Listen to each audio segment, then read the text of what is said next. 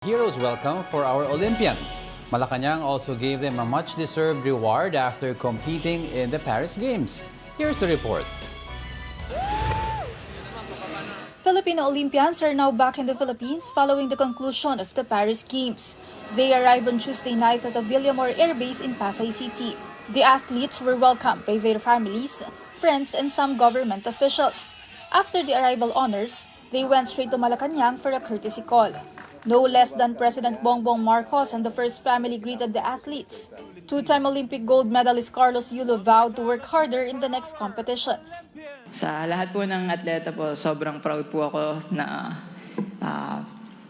pinaglaban po natin, binigay po natin yung best natin sa lahat po. Di pa nagsisimula yung competition, sobrang proud na ako sa inyong lahat. Mas galingan pa natin sa mga susunod na mga competition. Marcos, for his part, says his administration will double its supports for the athletes.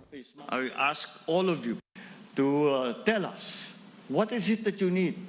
Saan kayo, nung sa pag-training ng mga atleta natin, saan kayo nahirapan? Ano hindi ninyo magawa na maitutulong namin? Not only the Olympics, we start to prepare for all the international competitions that we have. As a reward, the Office of the President gave them 1 million pesos each. Bronze medalist Nesty Petesio and Ira Villegas received 2 million pesos apiece, while Yulo got 20 million pesos and a Presidential Medal of Merit. Welcome surprise yan.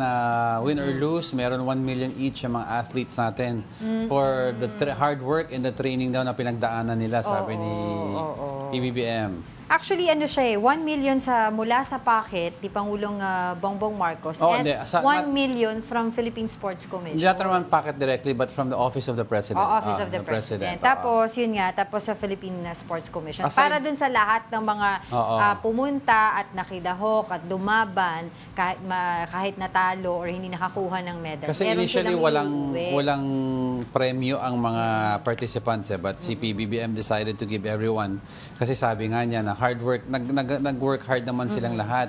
And it was nice to see na kasi nakikita natin yung mga athletes natin in a position of strength, in a position na napakalakas nila ang katawan nila lalaki. But to see them parang na-humanize yesterday on stage. Bakit? On stage. Bakit? No, nagulat ako sa yes. Humanized on stage because at the end of the day, parang little children lang sila na nakabow with their families. It's nice to see them with their moms and dads. Nakakatuwa. Like si EJ pala, di ba, kala natin na macho, laki, tapos nakasalamin. Oy, parang ano lang nakakatuwa. Little kid. Si Nesty, nakipag-A pa kay... Natuwa din ako dun sa... Nakipag-A pa si Nesty kay PBBM. Sana mapakita natin dito. Actually, I was sending it to our executive producer. Baka pwedeng mapakita. Buti si PBBM game sabi ni PBM. Sabi ko nga si Nesty lang talaga yung malakas dahil talagang kinaya niya. Kinaya niya magpa-A. Kaya President Bongbong Marcos. Pero yun din nakita ko din ang cute dahil dala-dala din ni Carlo Paalam ang kanyang family. Yes. Yung kanyang baby, ang cute. Umakyat din ng stage. Inaalaw nga ni PBBM yung di ba? Yung baby. Ang cute. And then also, yung pagsalubong pa lang sa kanila nung mga bata naman and other members of the media dun sa Villamor Air Base, talagang nakakatuwa din. Tapos, isa-isa silang bumababa sa eroplano. Tapos, syempre, third from the last si Ira Villegas. Tapos, huling-huling bumaba, pwede ba natin mapakita yun? Huling-huling bumaba from the airplane, yung dalawa, si Nesty Petesio at saka si Carlos Yulo, hawak-hawak nila yung Philippine flag. So parang, nakakatuwa, nakakataba ng puso, nakaka-proud, and all of these kids are welcoming these Olympians natin na talagang nagbigay ng karangalan. Yan, pakita natin, na nagbigay ng karangalan sa ating bansa. Yan po yung kinakwento natin kanina, di ba? Isa-isa silang bumaba mula sa eroplano at winelcome nung mga bata, and last nga na bumaba, yan sila Carlos Yulo at Nesty Petesio. Dala-dala yung Philippine flag. Tapos on the way to Malacanang, of course, red carpet. Nakakatawa yung dalawang naunay nakaputi. I forgot the name na Olympians natin. Nagbato-bato pick pa sila kung sino ata mauuna. Kakamay kay Pangulong Bongbong Marcos. Alam ko pag yung nakaputing isa, di ba yung swimmer? Oo. Pero it's nice Tapos also. they were welcomed, of course, by the first family. It must have been hard, this whole ordeal. I mean, although it's an honor to compete sa Olympics, hard for them Because nakita mo si Hergie, di ba, Bakyada, nag-post siya. Nung nakita niya yung parents niya, nag-breakdown. Ibig sabihin, parang na-miss niya yung mga family at loved ones niya. Kasi ilang weeks pa before the actual Olympic Games, nandun na sila acclimating to the weather and to the area. Tapos the games itself is what? Almost 2 weeks, di ba? Tapos syempre nung pagpunta nila sa Malacanang, nagkaroon ng munting programa, yun nga yung speech ni Pangulong Bongbong Marcos na magkakaroon sila ng full support, 'di ba, from the Marcos administration itong mga atleta natin kung ano pa yung mga dapat gawin para sa next Olympics ay mas marami pang mga medalya ang maaaring maiuwi. And sana diba? it comes to a point na sa sobrang dami ng medalya, parang another day at the office. Oo, normal na lang. Parang Team USA, di ba? Pag uwi, okay lang, wala lang, we're done. We did our job, tapos... Kasi syempre dito sa atin nakakatuwa. No, I'm just saying, kaya nga someday ganun na lang sa atin, hakakot na lang tayo ng napakaraming medal. But we have to identify, at the end of the day, we have to identify ano talaga ang sports na bumabagay sa Philippines. Na kailangan na bigyan ng Definitely boxing is there. Definitely. Because tapos magaling yan yung tayo. pole vaulting, di ba? Pole vault, pwede din yan. Mga athletics. Ang golf natin. Swimming. Ang galing nung sa golf natin, sila Bianca Pagdanganan na si Dottie Arindina. Kalimutan ko yung apelido niya, sorry po. Talaga from the bottom list, di ba? Talagang umakyat sila pataas.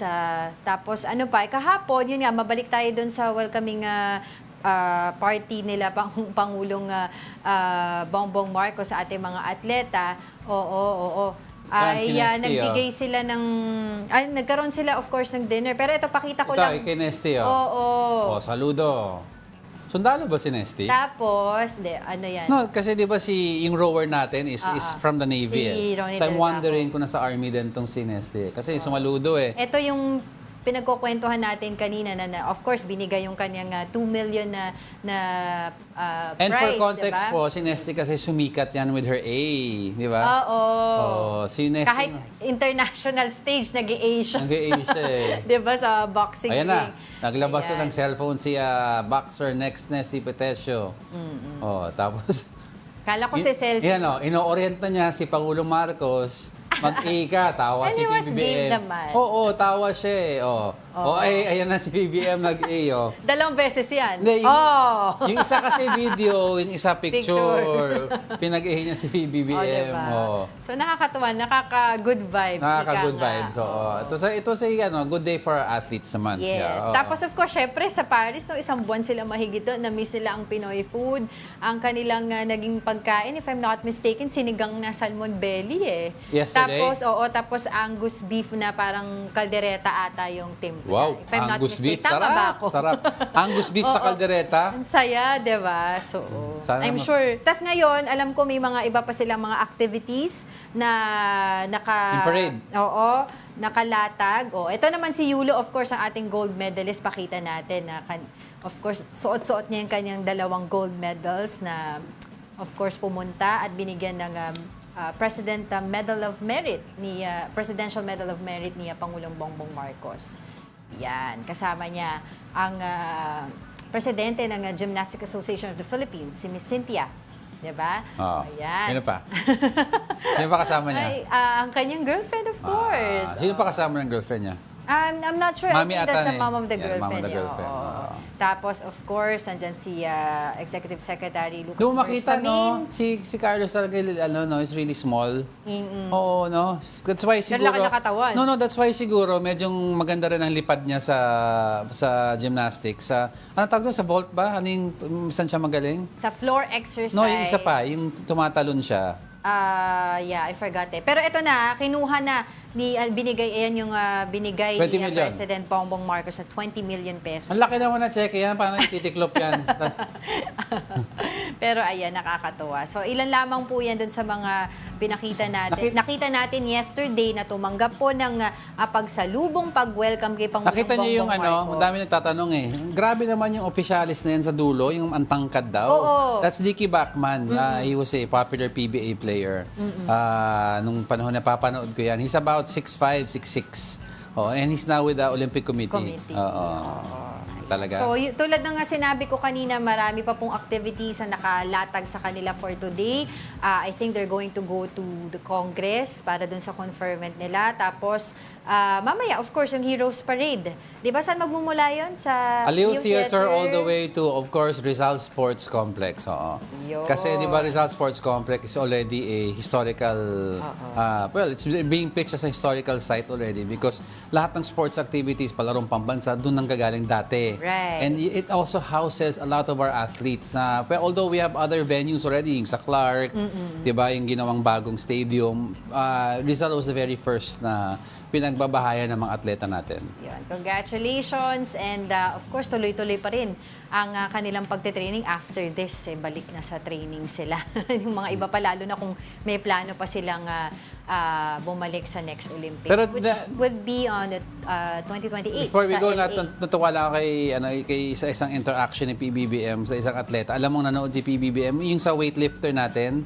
Kasi kausap niya yung weightlifter, tapos sabi ni PBBM, gumaganon. Tapos gumaganon si PBBM. Parang, kasi yung weightlifter natin, tumiklop yung kamay. So parang, Ando ba to? Ata, I'm not Si sure. Arlene? So parang rini-recreate pa pati yung action ni PBBM na parang, siguro yata niya kung masakit, ano nangyari, okay ba yung wrist mo. So alam mong may sincerity in interaction with the athletes, which is good. It's a move forward and hopefully, not only nga sa Olympics, ika nga, World Games of different sports, we also have different international competitions na very prestigious aside from the Olympics. And let's not forget our Paralympians. Oo, ayan. So, floor exercise, yung kay Yulo, yung floor exercise niya, at saka vault artistic gymnastics. Yun, Diyan yung vault. siya nanalo ng 2 gold medals. Actually, yan yung talagang paborito niya. Ang kanyang kryptonite, yung pommel horse. Yun ang sinasabi. Kaya hindi din siya May nag-explain ng isang expert yan, yung pommel horse kasi usually it favors long-legged gymnasts and Yulo kasi is- paikot-ikot and Yulo eh. is short so medyong mahihirapan siya pero yung nagvo-vault siya, yung stature niya kasi is maliit so yung center of gravity niya is better. Oo. So Kaya ang ganda nung landing niya mas lagi. maganda ang ikot niya. Oo. Uy, by the way, bago tayo matapos dito sa usapan na to, yung kanyang coach for how many years, yung Japanese coach, ay tinap na daw ngayon ng Thailand. Oo, to Kinuha coach na your ng team. Thailand para daw i-coach din yung gymnastics team nila. Nako, baka mag-gold Mamaya, sila. ang pagbabalik nila sa 2028, magkaroon din sila ng gold. Tignan natin. Pero syempre, iba pa rin yung Pinoy Olympians. But congratulations and patuloy po ninyong abangan yung mga activities nila dito po sa programa po ng One News, of course, sa iba't ibang programa ng One News.